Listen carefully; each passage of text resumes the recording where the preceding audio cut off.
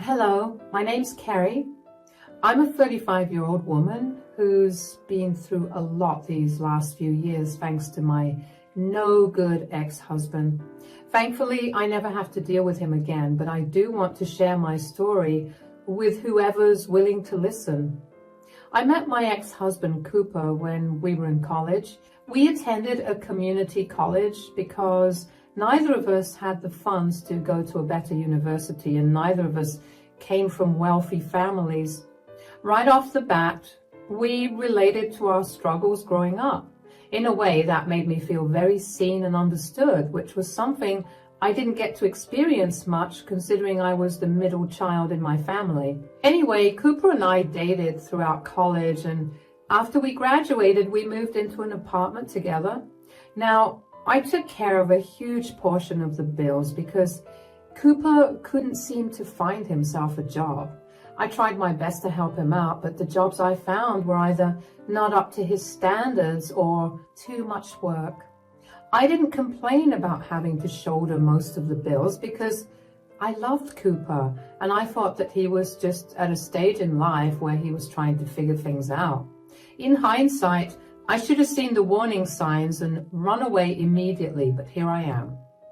A year after we graduated and moved in together, I ended up pregnant. At this point, I was terrified. I didn't have the resources to take care of Cooper myself and the baby, but luckily, Cooper stepped up and showed me that he was capable of being a great father. He got a pretty decent job and worked hard to save up for the baby. After we found out the sex of our baby, we were having a baby boy. I guess we actually realized how drastically our lives were going to change. And that's when it hit us that we hadn't gotten married yet. So Cooper proposed to me and we had a courthouse marriage just a few days later. Even though it was nothing big or extravagant, didn't mean that it wasn't the best day of my life, at least back then. My son, Chris, was born shortly after that at a healthy weight of 7 pounds and 6 ounces. One look at his precious face and I knew that there was no way that I was going to let anything or anyone hurt him. Cooper was an amazing father right off the bat. I never fought with him about his responsibilities, and he made sure to take care of me as well as the baby. I fell even deeper in love with him by this point. We were still struggling financially, but we were a lot happier than we were before. 2 years after Chris was born, Cooper's mom passed away. I wasn't exactly close to her, but she was a good woman. Chris was not close to his mother at all, but he still grieved her loss. The only good thing that came out of her passing was that she left Chris her house. That house had been passed down to her by Cooper's great-grandmother, so while it was a relatively new ancestral home, the only thing we really looked for was the fact that the house was fully paid off. We moved into that home once everything regarding Cooper's mom's death was settled and began our new lives there. Initially, things were like they always were, but then I began noticing changes in Cooper. He became a lot more sullen and upset. He refused to talk to me. He barely helped out with Chris. He would, in fact, just ignore Chris. Chris would scream and cry for his father, but Cooper would barely bother. At first, I thought that he was just grieving the loss of his mother and that maybe living in his childhood home was affecting him. But over time, I began to realize that those were just his usual behaviors coming back from before Chris was born, except that they were a lot more intense. Cooper lost his job pretty quickly and we were back to managing the house on a single income. I couldn't keep us afloat on just one paycheck, so I had to pick up a second job. I barely spoke to Cooper because I could feel anger and hatred festering in him, and I did not want that spilling over. I also didn't leave him because I was terrified of being a single mother and I didn't want to raise Chris in a broken home. I continued to work 2 jobs for 3 years until I'd had enough and told Cooper to get his act together and get a job or I would leave. Cooper took my threats seriously and found himself a job. It was just enough for him to cover our utility bills, so he told me he'd do that. Over the next 2 years, that was our arrangement. I thought we'd gotten through the worst, but little did I know that the worst was yet to come. Cooper began heavily drinking and smoking. The people at his new workplace would constantly take him out for drinks and smokes, and that bled into his home life as well. I did my best to deal with it and keep my son away from his messy father, but my breaking point came when I received an email that was a warning to pay off our electricity and water bills by the end of the month, or our electricity and water would be shut off. I flew into a rage that day. I used Cooper's laptop to check his bank transactions and found that he had been using all his pay for months to drink and gamble. He was in so much debt. I felt bile rise up at the sight of it. At that moment, I knew that I couldn't continue to be with him. So I quickly grabbed all my most important things and Chris's things and Chris before heading out. I was about an hour away from home when Cooper called me in a panic. "Carrie, where are you?" "I'm gone, Cooper. I do not want anything to do with you anymore." "What do you mean? What did I do?" "You did nothing, literally. If I continued to stay with you, we would all end up homeless. I can't have that happening." "What are you even talking about?" "You were supposed to pay off our utility bills. Tell me why I got an email telling me that we were 6 months overdue." "I could explain that. I didn't earn as much as I should have. Yet you earned enough to fund your drinking? You lied to me, Cooper, for months. I cannot keep doing this with you. I looked at your bank statements. You earned more than enough. You just chose to spend all the money on booze and your gambling addiction. I cannot let you destroy mine and our sons' lives like that. You can't just up and leave one day. Where is Chris?" "He's safe with me." "You can't keep me away from my son that way." "Yes, I can. You're going to ruin him if he continues to be around you any longer. I don't want him to grow up thinking that the way you acted was normal and acceptable. Our boy should have a bright future ahead of him. And the only way he'll get that is if he's away from you." "You know that you legally can't do that, right?" "I know, but I have enough proof of your inability to take care of him so I can have temporary custody of him until we figure out the divorce." "Divorce? Are you seriously going to divorce me over a few unpaid bills?" "Those few unpaid bills are in the thousands right now. I do not have that kind of money to pay it off. They're going to shut it down soon and I need to get out. I left a good portion of the bill payment on the countertop, but you're going to have to figure the rest of it out. I cannot let you be a part of my life ever again." "Isn't there any way we can talk about this? Do you really want our child growing up in a broken home?" "I only stayed with you because I didn't want that. If it was up to me, I would have left you 5 years ago. But now I realize that being a part of a broken home is better than watching your parents hate each other." "You've gone mad. I will not let you get custody of Chris." "You don't get to decide anything. If you really want to get equal custody of Chris, you need to get your act together. No judge or jury will let you have equal custody of your son when you barely earn anything, drink like a fish and gamble away all your earnings. Just you wait. I'm going to win custody of Chris and then I'm going to make your life miserable. I'd like to see you wake up and not drink immediately first. Bye." I had no idea where I was driving, but I knew that I needed to get away from Cooper. As long as he had no idea where I was, I wouldn't mind.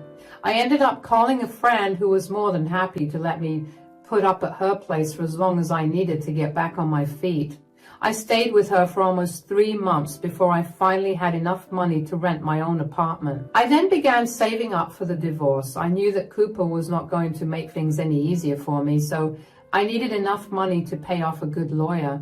Thankfully, I managed to find a great lawyer who was willing to work for however much I could pay him. It took over a year to get the divorce settled, and once it finally was, I was given full custody of Chris.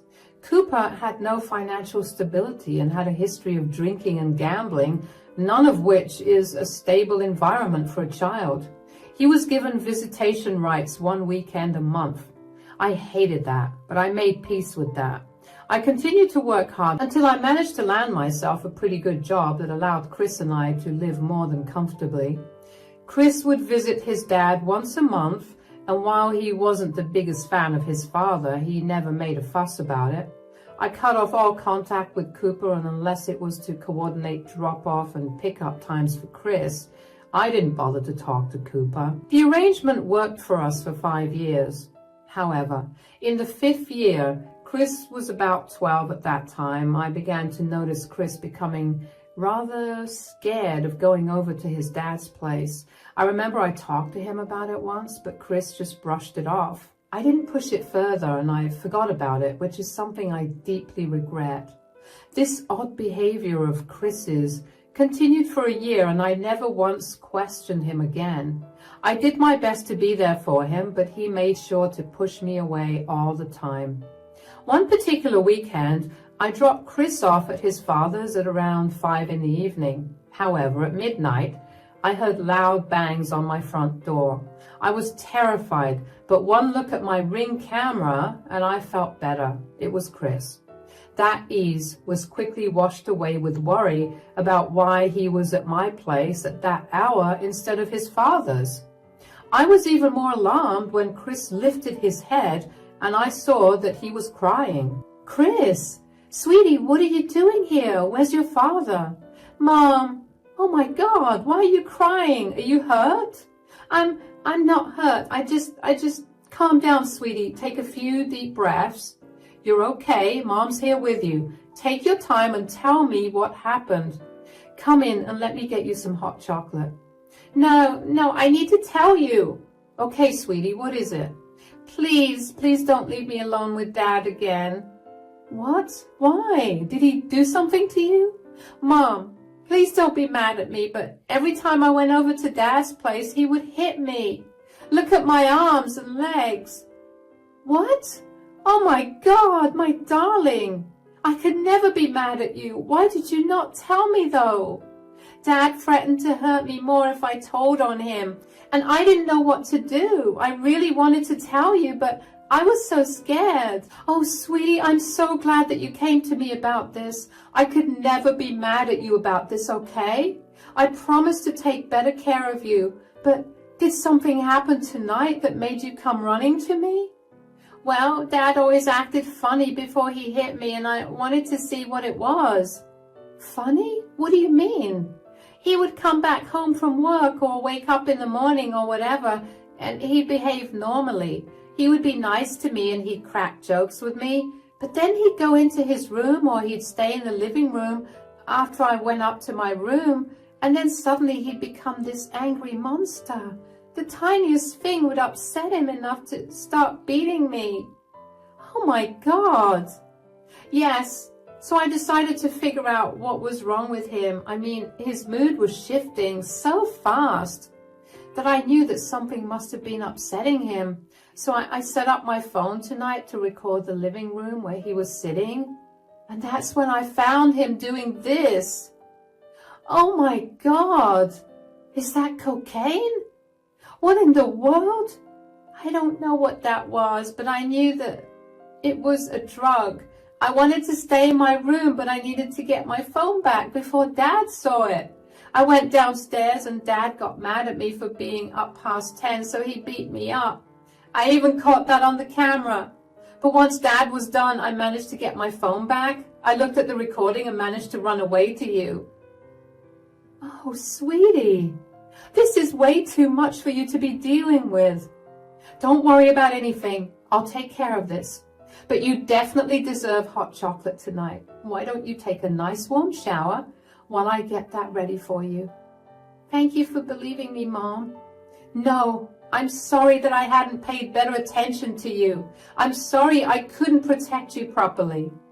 I know you'll protect me with everything you have now, so it's okay. I'll go take that shower now. I felt so beyond ashamed of myself for not looking deeper into the signs. Chris had to go through so much just because I chose to turn a blind eye. I can't even put into words how much I hated Cooper at that moment. I wanted to go over to his place and rip him to shreds, but I knew that the right thing to do was to inform the authorities about Cooper's behavior and his drug use. Honestly, I would love to say that Cooper using drugs came as a shock to me, but it really did not. It seemed like a natural step after watching him use alcohol until he could barely stay up. I just hated that he put Chris in the middle of it all. After I made sure that Chris was doing better, I called the cops and explained my situation to them. I tried to get more information out of Chris just to make sure that I hadn't missed out on any important information, but Chris had nothing else to say. 15 minutes after I made the call, there was a knock on my door. There were 2 police officers standing there. I had Chris go up to his bedroom so I could talk to the officers. "Hi, ma'am. I'm Officer Calvin, and this is my partner, Officer Damon." "You called 911 about an emergency?" "Yes, my son. He was supposed to be at his father's house this weekend, but he ran away and came back here. When I asked him why, he told me that his father had been hitting him after doing drugs. I have no idea what kind of drugs, but they were definitely drugs." "Are you sure they were drugs, ma'am? And how do you know that drugs were involved in this?" "You and your son's father are divorced, right? How long has it been, and how old was your son at that time?" "Yes, my son's father and I got divorced 5 years ago. My son Chris was 7 years old at that time. And before you think about it, no, my son did not make up those stories. He showed me video evidence. He secretly recorded his father doing the drugs before his father hit him." "All right, can we see your son in the video?" "Of course. Chris, could you come down for a few minutes, sweetie?" "Yes, Mom. You called? Who are they?" "Sweetie, I called the police. I feel like they are the best ones to take care of this situation. They wanted to talk to you and to see the video you showed me." "Oh yeah, of course. Here's the video that I took." "That's your father?" "Yes, sir." "When did you take this video?" "Just a few hours ago." "How long has he been abusing you? And do you have any idea about how long he's been using drugs?" Dad was granted custody rights only 2 years ago, but he was good to me then. The abuse only started a year and a half ago, and I noticed his odd behavior around then. So I guess he's been using drugs for a year and a half, but I can't be entirely certain." "Well, we have some concerning news for you two. We've actually been looking into this man for a while now." I don't understand. What do you mean?" "For weeks now, we've been getting complaints regarding noises and late-night rendezvous at his place." "Rendezvous?" "A bunch of people have been coming over to his place late at night. After a little profiling, we've identified most of them to be various drug addicts. We've been suspicious that Chris's father was selling drugs, but we never had any concrete evidence of that." "But Chris, you've provided us with all the evidence we've been searching for. I'm so sorry that you had to go through all of that, but I hope you'll feel better knowing that you helped get a drug peddler off the streets." "It's okay, and it's nice to know that I could help somehow." "I'm a little confused. How is this video proof that Cooper is selling? I mean, it's proof that he's using, right?" "It is, but it gives us the chance to get a warrant to search his house. And I'm sure when we'll search his house, we'll find something. The warrant will be ready in an hour." "Why don't the both of you wait in my living room? In exchange, I want to be there with you when you walk into Cooper's place." "That is not a smart idea at all, Miss Rogers." "Yes, Miss Rogers, we don't know how dangerous Cooper really is, and we can't risk you getting hurt." "I won't get hurt. I promise to not step foot in his home. I just want to talk to him. He laid his hands on my son, and I do not want to let him go scot-free that way. Please, I'm begging you." "Fine, but you cannot set foot into the house at all. At any sign of aggression from Cooper, we will pull you out of the situation. Do you understand?" "Absolutely." My heart was racing. Yeah, I expected Cooper to do drugs, but I never once thought he'd start selling or just in general doing very illegal things. I only got more terrified when I realized that Cooper had endangered Chris by bringing drug addicts into the house while Chris was there. I'm not one to be prejudiced against drug addicts. I recognize that it's a genuine disease. But what I do not agree with is exposing kids to adults who are unable to function because of how strung out they are. While we waited for the warrant to get approved, the police officers sat in my living room while my mind raced with all the ways that Chris had been endangered. I couldn't help but be thankful to God that Chris was safe and alive. When the warrant came, I had Chris go to bed. I told him that I would be back as soon as everything was done and left with the officers. We got the warrant and drove as fast as possible to Cooper's place. Before we left the car, the officers, Calvin and Damon, reminded me that I was not going to be able to go into the house. I assured them that I just wanted to confront Cooper and surprise him with the fact that he had been caught. We waited in the car for about 10 minutes before we were joined by other squad cars that surrounded Cooper's place. Once everyone was in place, Officer Calvin and Officer Damon and I made our way to Cooper's door. When Cooper opened the door, he looked like he was strung out on multiple drugs, but the sight of the two officers immediately woke him up.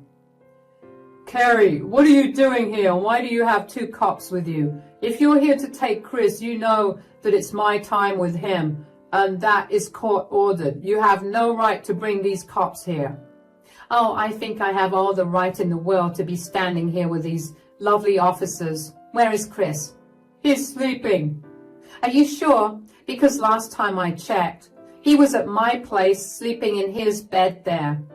"That's a load of nonsense. Is this your strategy, to lie your way into getting full custody of my son?" "I'm not lying about anything. I know about what you've been doing to him." "Oh, and what have I been doing to him?" "I saw the bruises all over his arms and legs.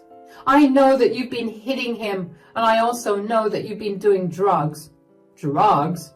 Are you really reaching that far? You want me arrested just because you want to have custody of Chris?" "I have proof of you doing drugs." "Officers, I'm sure there's a better way to use our tax money instead of listening to some loony lady's claims.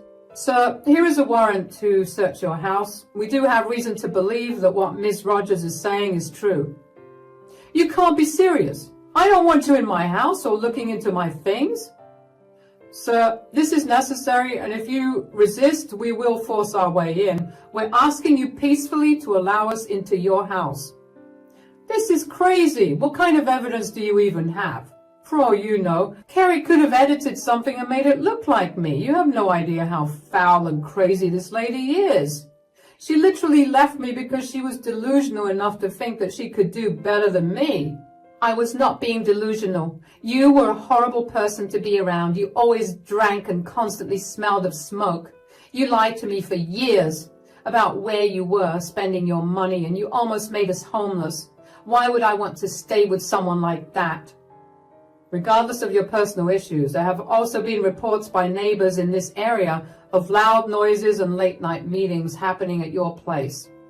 That, coupled with the evidence that Miss Rogers brought us, has allowed us to make sure that there's nothing illegal happening here. If you truly haven't been doing anything bad in here, you have nothing to worry about.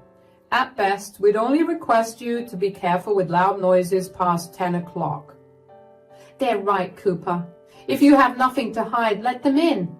"This is not about me hiding things. This is about my privacy being invaded." "Sir, this is a warrant to search your house. Feel free to read it, but we have to do our duty. If you'll excuse us now." Damon pulled me further away from the house and made me sit in the police car. He told me to not get out of the car unless explicitly told so. I assured him that I would stay put, and Damon ran into the house to help the rest of his colleagues. The policemen were in there for a fairly long time, and with every minute that passed, my heart beat faster. I couldn't help but worry that Cooper had somehow managed to get rid of all the evidence of his crime and was going to make mine and Chris's lives hell once this was over. Luckily, when the cops came out, they had Cooper in handcuffs and a pretty big bag that looked heavy. They found a good amount of drugs in Cooper's house, and when the cops found it, Cooper tried to run away. In his attempt to run away from his fully surrounded house, he injured 2 officers, which was another offense. It was only after I saw the cop car with Cooper in it drive away that I finally managed to calm my heart rate. Damon and Calvin came back to the car and checked in on me before driving me back home. Chris had been awake, waiting for me. I gave him the biggest hug and let him know that his father was arrested and was going to be away for a long, long time. Chris was so relieved that he began crying. I couldn't even imagine the kind of joy that my child must have felt, and I couldn't help but wonder how messed up it was that Chris was happy that his father was gone. Cooper messed up big time, and he was going to pay for it. The following months were nothing short of tiring. The first thing that happened was that Cooper was charged with a felony and was sentenced to 20 years in prison for that. Assaulting 2 police officers landed him with an extra 2 years in prison. Abusing Chris landed him an extra year, and he was sentenced to a total of 23 years in prison. Cooper looked defeated during those court hearings. I wish I could say that I felt sorry for him, but all I felt was immense anger and hatred towards him for what he did to Chris. I wanted him put away for as long as possible. After that, though, I had to work out the custody rights of Chris. Since Cooper was a felon, his parental rights were forfeited, and I became the sole custodian of Chris. Chris and I were beyond ecstatic about it, and we even went to Chris's favorite restaurant to celebrate that.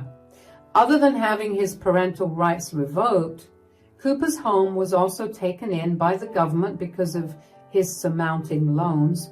Cooper was going to have a rough time when he came out of prison, and I couldn't have been happier about that.